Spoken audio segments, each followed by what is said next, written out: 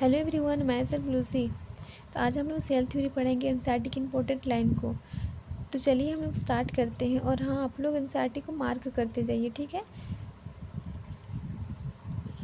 तो सबसे पहले हम लोग देखेंगे इन 1838 मिथेस लैंडन a German botanist examined a large number of plant and observe that all plant are composed of different kind of cell which form the tissue of the plant.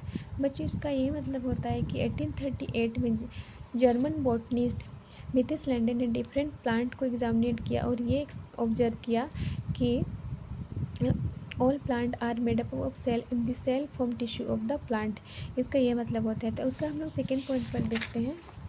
Second point में क्या है, चलिए देखिए।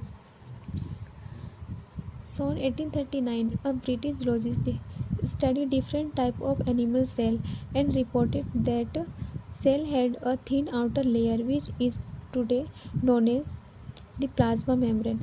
मतलब 1839 में German zoologist थियोडोसॉन ने animal cell को study किया और उन्होंने रिपोर्टेड किया कि सेल के ऊपर एक आउटर लेयर होती है जिन्हें आज हम लोग प्लाज्मा मेम्ब्रेन के नाम से जानते हैं, ठीक है।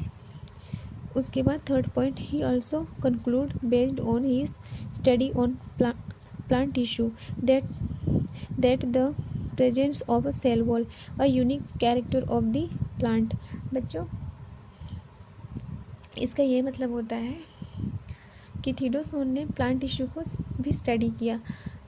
प्लांट के पास एक यूनिक फीचर होती है जो कि एनिमल के पास नहीं होती है, and that is presence of cell wall, ठीक है। थर्ड पॉइंट हम लोग पढ़ेंगे।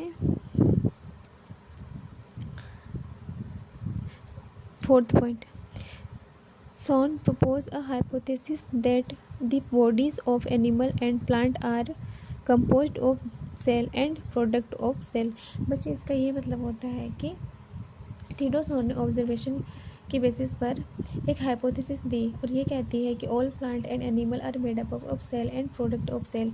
इन सभी ऑब्जर्वेशन के बेसिस पर Schleiden and Schwann together formulate the cell theory. This theory however did not explain as to how new cell were formed, ठीक है। इसका ये मतलब होता है कि थियोडोसॉन एंड स्लैंडन ने सेल थ्योरी को फॉर्मुलेट तो किया, लेकिन उन्होंने एक्सप्लेन नहीं कर पाए कि सेल जो होते हैं वो कैसे बनती हैं, ठीक है। उसके तुरंत बाद Rudolf Virchow 1835 first explain that cell divided and new cell are form from pre existing cell. मतलब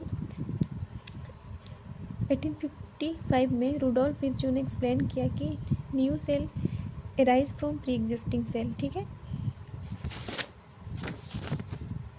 और इसी एक लैटिन फेज भी दिया गया जिसे हम लोग ओमनी सेलुला ई सेलुला बोलते हैं, ठीक है। उसके बाद he modify the hypothesis of Schleiden a Schwann to give the cell theory a final shape. मतलब रुडोल्फ विर्चू एंड स्लैंडन और सॉन द्वारा दी गई सेल थ्योरी को एक प्रॉपर शेप दी और ये थ्योरी कहती है कि all plant and animal are made up of product of cell and all cell arise from pre existing cell, ठीक है। तो बच्चों, आई होप कि आप लोग एनसीईआरटी की लाइन को समझ लिया होगा। तो इसी तरह एनसीईआरटी लाइन को समझने के लिए यूज़ बायो विद लूसी। तो मिलते हैं नेक्स्ट वीडियो में।